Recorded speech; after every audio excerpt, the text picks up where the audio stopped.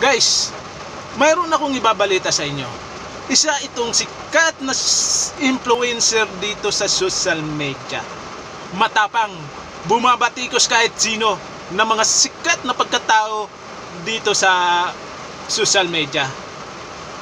Wala itong kinakatakutan guys. Talagang matapang na bumatikos to.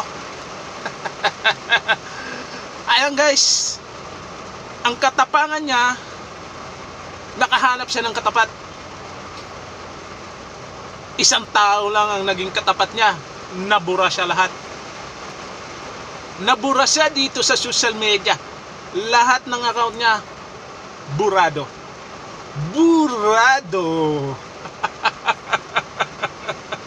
Kaya guys, sabi pa naman nila, ang lahat ng katapangan na pinapakita mo,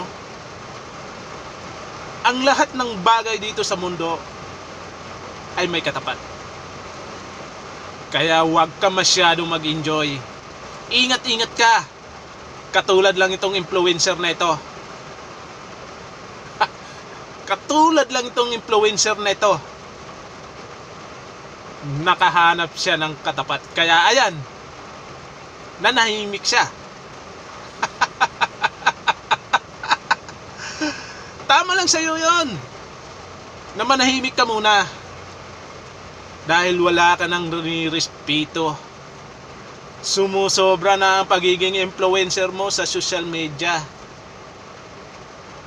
Hindi mo na rin nirespeto ang pagkatao ng sikat na isang katauhan. Kaya dapat lang sa'yo na manahimik ka muna. Magpalaki ka na lang ng katawan dyan, Lodi. Naman nahimik ka na.